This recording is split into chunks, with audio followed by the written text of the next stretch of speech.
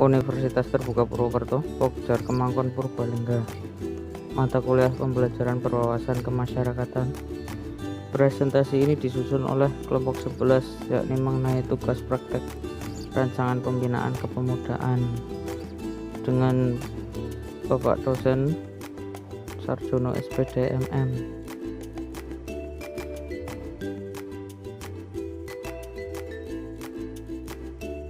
Ya, rancangan pembinaan kepemudaan mengolah nanas madu menjadi kerupuk nanas. Kelompok 11 terdiri dari saya sendiri, Dimas, sebagai pemateri, 2 Nur Aziza sebagai penyusun materi, dan 3 Husnul Khotimah sebagai editor.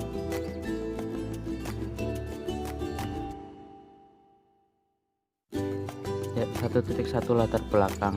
Pemuda merupakan salah satu modal dasar pembangunan yang perlu dihimpun dan dibina agar benar-benar mampu mengambil peran aktif dalam pembangunan di daerah.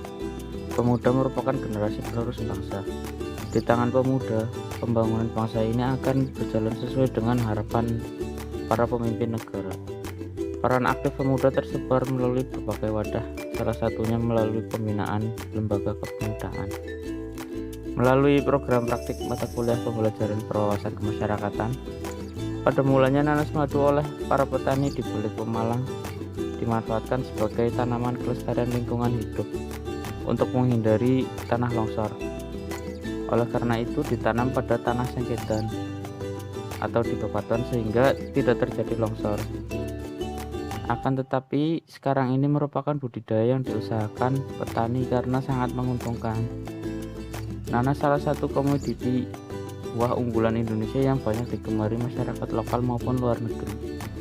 Desa Belik merupakan daerah penghasil nanas madu terbaik di Jawa Tengah selain Subah.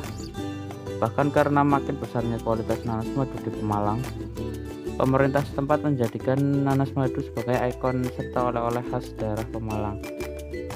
Nanas madu sendiri awalnya bernama nanas batu karena tumbuh di dataran yang memiliki banyak batu. Namun karena kata batu identik dengan Malang, nama nanas batu diganti menjadi nanas madu. Berbeda dengan nanas batu dari daerah lain, nanas madu yang diproduksi oleh Kabupaten Pemalang memiliki ukuran kecil dan memiliki rasa yang sangat manis. 1.2 Tujuan kegiatan umum. Yang pertama, A. Meningkatkan sumber daya manusia yang mempunyai life skill. B. Melatih pemuda agar menggali potensi dirinya sesuai dengan minat dan bakat yang dimilikinya. C. Membangkitkan sikap partisipasi dalam pembangunan di lingkungannya. D. Memotivasi pemuda agar suka bekerja keras dalam menghadapi tantangan zaman yang penuh dengan persaingan menuju globalisasi. 2. Khusus. Yang pertama, memiliki keterampilan khusus di bidang pengolahan aneka ragam kue. B. Mempersiapkan diri memperoleh pengetahuan yang lebih luas tentang pemasaran kue. C. Membangun skema bisnis di dunia luas di bidang makanan olahan sehingga memajukan usaha. D. Agar pemuda binaan memiliki keterampilan dasar yang bernilai jual dalam membuat kerupuk. E. Agar pemuda binaan dapat meningkatkan kreativitas dan berperan aktif ikut berkontribusi langsung dalam perdagangan. F. Agar pemuda binaan mendapatkan bekal berwirausaha dan mengurangi tingkat pengangguran. Rancangan pelaksanaan program. A. Tempat dan waktu pelaksanaan. 1. Tempat pelaksanaan program pelatihan. Pembuatan kerupuk dilaksanakan di sentra olahan nanas madu Cita Rasa di Desa Beluk RT 8 RW 3 Kecamatan Belik Kabupaten Pemalang. Cita Rasa ini dikelola oleh 2 orang ibu rumah tangga, yaitu Ibu Jariah dan Ibu Mayumi. Dan Cita Rasa ini sudah berdiri sejak 2006. Jadwal pelaksanaan program pelatihan. Yang pertama, persiapan. 2. Rekrutmen peserta. 3. Pembekalan wawasan dan pengetahuan tentang materi pembinaan. 4. Persiapan bahan-bahan dan alat-alat yang dibutuhkan. 5. Kegiatan pembinaan pertama, yaitu 3 kali pertemuan. 6 kegiatan pembinaan kedua untuk 3 kali pertemuan juga, 7 konsultasi hasil sementara, 8 kegiatan pembinaan 3, itu kita perkirakan 2 kali pertemuan sudah cukup. Lalu untuk sosialisasi produk 10 monitoring dan evaluasi, 11 konsultasi akhir, dan 12 terakhir pelaporan. B. Materi pelatihan atau kegiatan. Materi kegiatan pembinaan program pembinaan kepemudaan adalah keterampilan membuat kerupuk dari tepung terigu dan tapioka. Kerupuk yang akan dibuat adalah kerupuk sehat karena berbahan dasar tepung terigu dan tepung tapioka serta bumbu-bumbu alami tanpa bahan pengawet. Ya, adapun cara pengolahannya cukup sederhana, yaitu sebagai berikut. Oh iya, untuk kali ini saya resep kerupuk nanas ini untuk versi 2 kg buah nanas ya, yaitu bahannya 2 kg buah nanas segar, 2 liter minyak goreng, 150 gram gula pasir, 75 gram garam, 1,5 liter air. Cara membuat kerupuk nanas sebagai berikut. 1. Rendam nanas dalam air bersih 2 jam, kemudian tiriskan. Proses dengan blender atau mixer hingga halus. Tambahkan sedikit air jika pemrosesan terasa berat. Matikan blender atau mixer sebentar, kemudian masukkan bahan-bahan lain. Proses lagi hingga tercampur rata, kemudian pindahkan ke dalam wadah. 2. Masukkan tepung tapioka sedikit demi sedikit sambil diaduk sampai kalis. Jika belum kalis, tambahkan tapioka lagi. 3. Olesi tangan dengan minyak ataupun tepung agar tidak lengket. Kemudian bentuk adonan hingga menjadi silinder, kurang lebih seperti lontong, atau masukkan ke plastik wajan.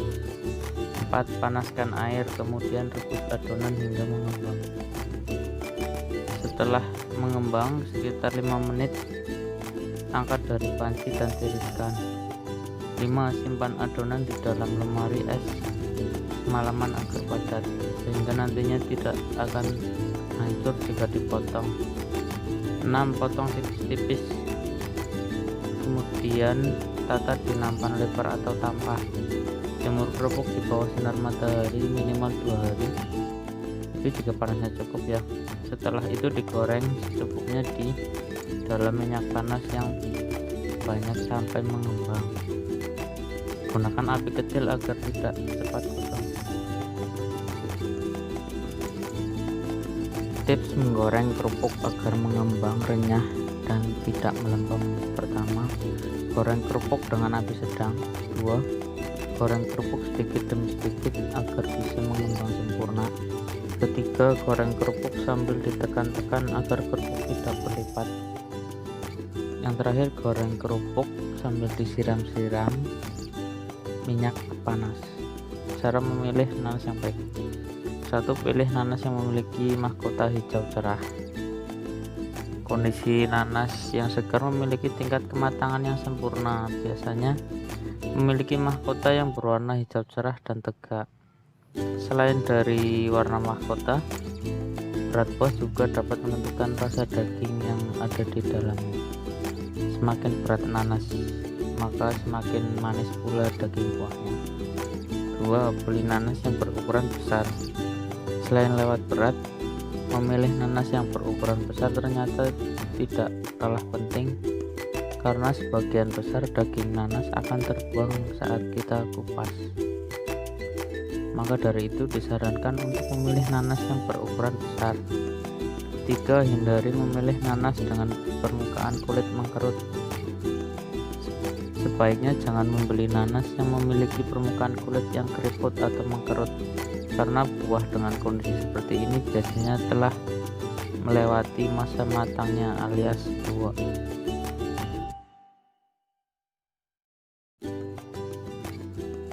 4.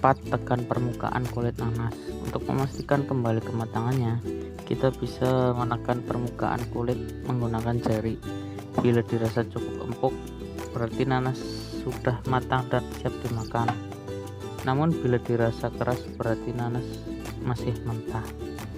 5. 5. Cium aroma nanas. Salah satu cara untuk memastikan kematangan dengan mudah adalah dengan cara mencium aroma dari permukaan kulitnya. Biasanya kulit buah nanas yang telah matang akan mengeluarkan bau harum yang khas.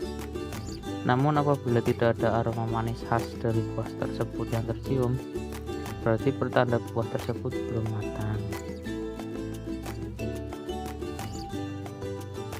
Rincian biaya pengeluaran dalam pengolahan kerupuk nanas. Yang pertama, tepung terigu 3 kg dengan biaya 7.000 per kilo. Jumlah uangnya 21.000. Nomor 2, tepung tapioka 2 kg.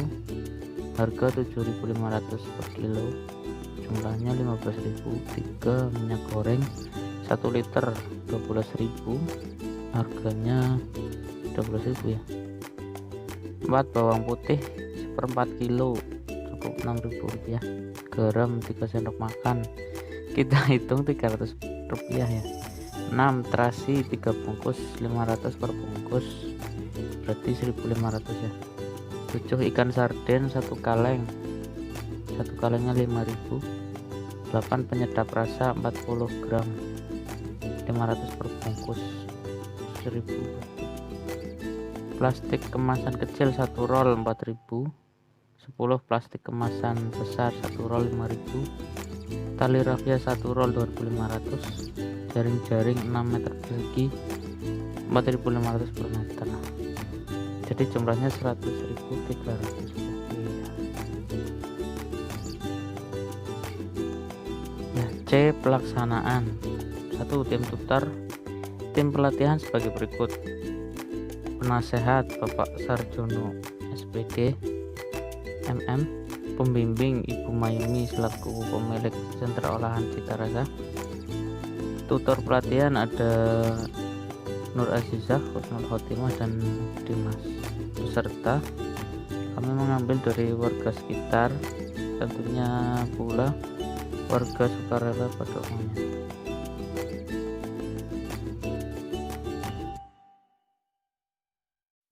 Yang D, strategi dan deskripsi jalannya kegiatan.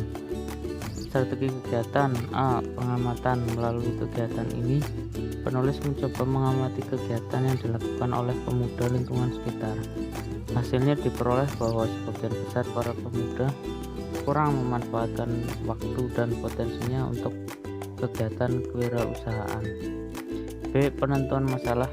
Setelah penulis mengadakan pengamatan dengan hasil bahwa sebagian pemuda kurang memanfaatkan potensi kewirausahaan mereka, maka dilakukan pembinaan kegiatan yang dapat menjadi bekal berwirausaha.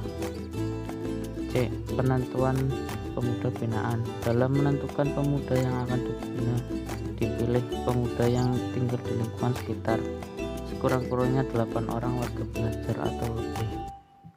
D, pemilihan kegiatan. Dalam memilih kegiatan diadakan musyawarah dengan pemuda binaan dan didapat kesepakatan untuk melakukan kegiatan pelatihan pembuatan kerupuk karena bahan baku yang digunakan mudah didapat.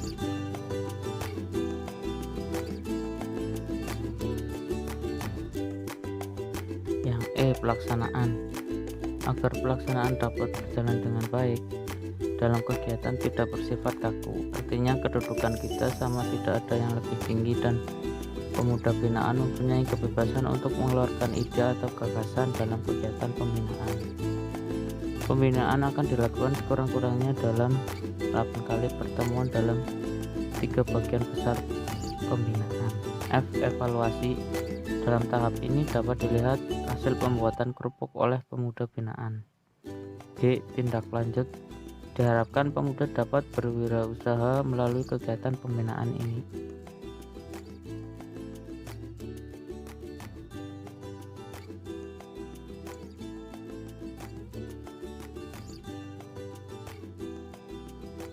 Ya, berikutnya adalah lampiran foto.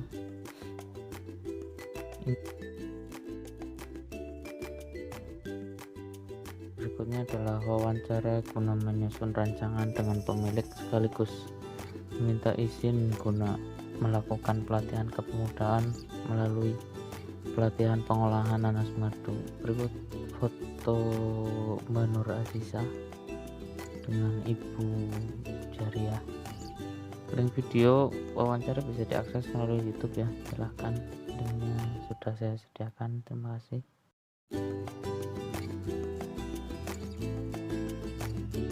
Ini kelompok 11 berfoto bersama pemilik sentra olahan cita rasa Ibu Jariah.